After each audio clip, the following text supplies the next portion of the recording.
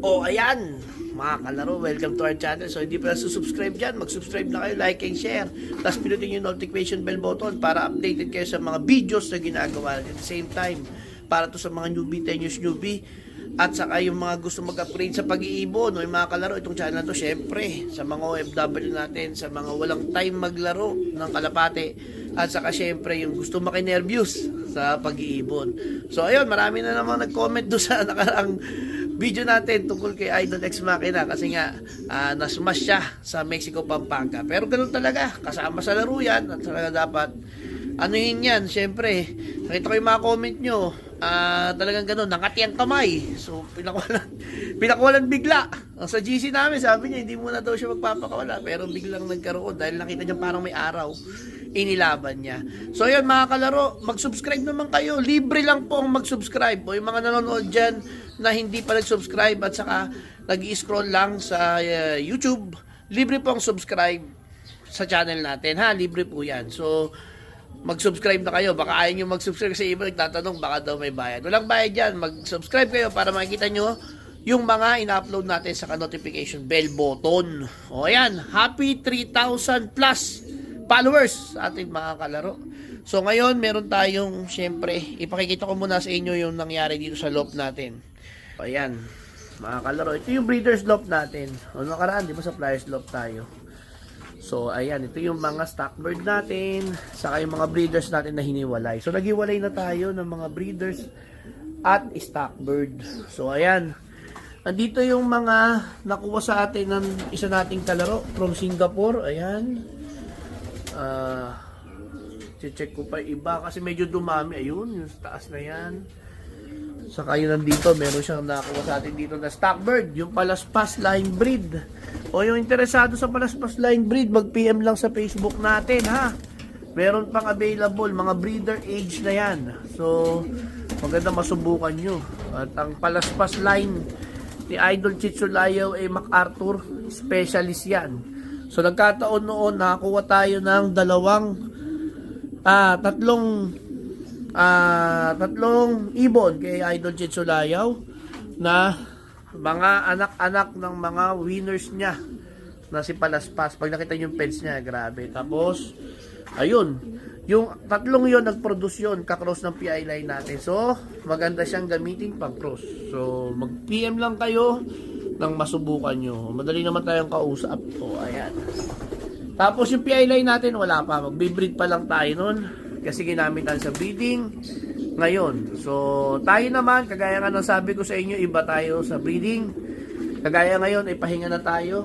So yun yung mga breeders natin, marami na dyan ng mga bakante. O bakante, ayun mga bakante, marami tayong bakante dito. So halos kalahati na yung nabaklas natin. Yung iba, mga huli na lang nilang sinusubuan. Tapos tinatanggal ko na yung hen or kaya yung cock. Pero minsan yung hen ang iniiwan ko kasi yung itlog, para maitlog nila yung huli, para hindi sila, pag pinasok natin dito, hindi magdambulan, mabasagan ang itlog sa loob ng tiyan. Yun ang problema. Pag nangyari sa inyo yun, dead bull ang mga breeder. So ganun ang ginagawa. Kakakinalis ko, nilalagay ko dito. O ayan mga kalaro. So ipapakita ko lang din sa inyo yung mga breed natin na pwede nyong gawing pang stock. Ayan, no? So ayan mga kalaro, available pa to, mag-PM lang kayo. So ang bloodline yan, ayan yung full sibling nung 84th place natin sa Alegre, si Cleo. So ayan, mismo, yung ibon mismo na yan, Ikaw Bike Finisher. Kakross niya yung first overall. Ayan. So ayan yung isa pang available natin. Dalawa available pa yan, mag-PM lang kayo. So iba, ito nakuha na yan eh.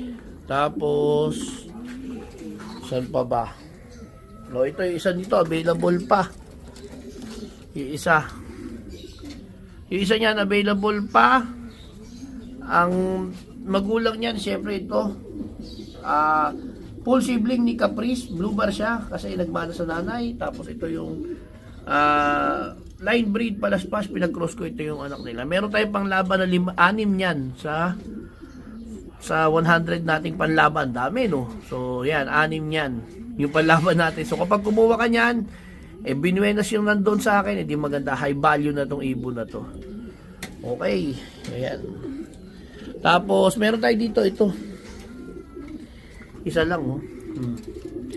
Palaspas line breed yan. Oh, bata pa. Ayan ay naka-commercial band na 2026. Pwede nyo ipang replace sa...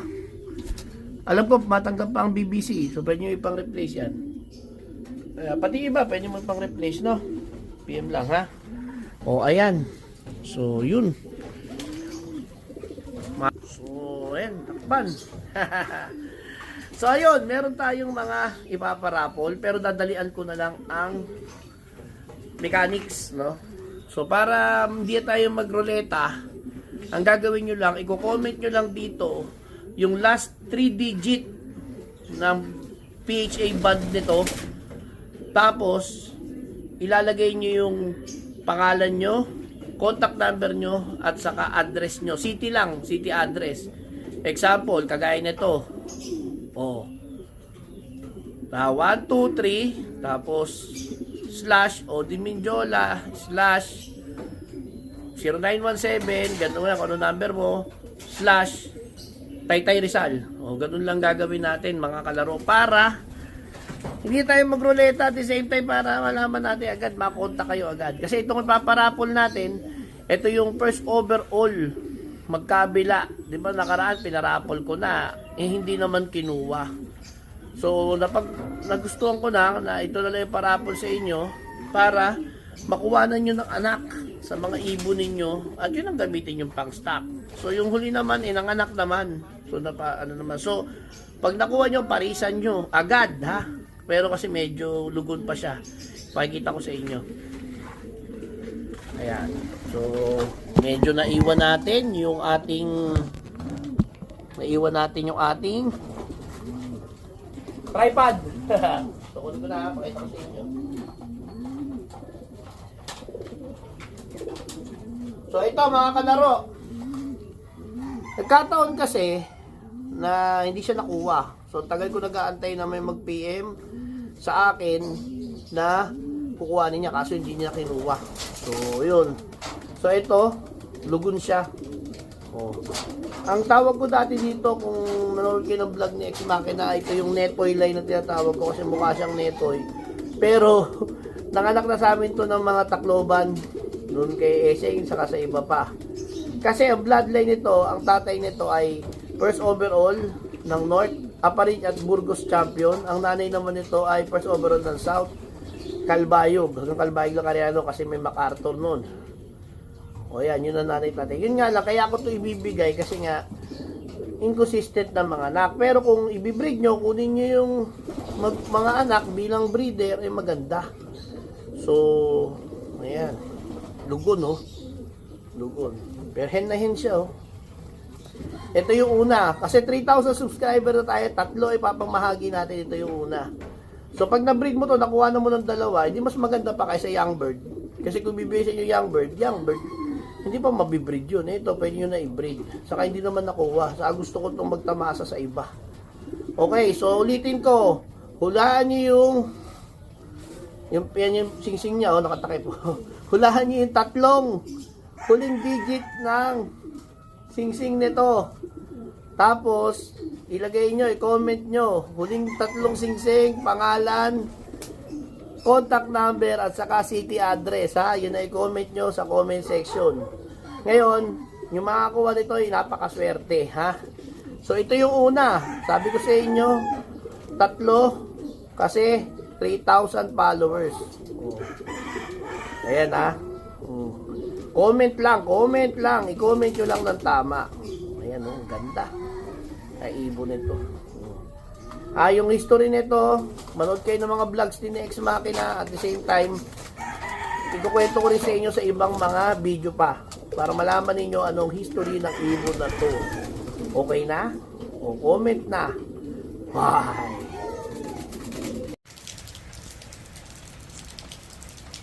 O ayan, mga kababayan, nandito tayo ngayon sa binibenta natin dito sa San Fernando. Amayas, Cape San Fernando. Pakita ko lang sa inyo yung model unit, single home 60. Pasok tayo. Ito, yung mga kababayan natin sa ibang bansa na gustong mag-invest maganda investment para sa inyo to. Pakita mo yung ano. Actually, ito, dress-up unit to. Yung mga nakalagay dito, yun yung mga sample para may idea kayo. Pero once na turnover namin sa inyo to, fully finished to. Ibig sabihin, may tiles na, pinturado na. Ngayon, pakita ko pa sa inyo sa taas. So, yan, saktong-sakto siya para sa mga starting families. Ano yung mga anak na rin? Pakita ko sa inyo sa taas. Ito yung kitchen natin. Ayan yung bathroom. Ayan yung sala. Ito yung kitchen. Ayan. Tapos, isa sa taas. Ang makikita nyo.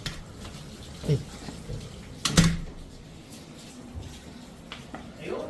So, kalaro, this is also 3 bedroom. Ha? Kita nyo, 60, pero nagawa natin 3 bedroom. Pero, common CR tayo. Ito yung CR natin. Pakita mo. Ayan. Ayan yung CR. Okay, ito yung isang bedroom natin. Kayo na lang mamili kung anong gusto nyo gawin masters. Ito. Ayan. Ayan yung isang bedroom. Dito yung isa pa. Ito. Isang bedroom. Then meron isa pa tayo dito sa likod mo. Ito, pwede nyo gawing masters. Ito yung mas pinakamalaki. So, 3 bedroom tayo with a common CR sa second floor. O yan ha. Maganda investment to mga kalaro. Kung ako sa inyo, maganda kung nasa ibang bansa kayo tapos gusto nyo mag-invest sa Pinas, PM nyo lang. O yung maganda, magsimula na kayo mag-invest habang maaga kasi mas mura pa. Teka, pag nahimba. O ito na. Nakita nyo na. So ayun. O ito ulit. Yung ating sala. O ayan ha, mga kalaro. Okay na. Quick tour lang tayo. Pero for more information, PM lang. Okay na. Bye.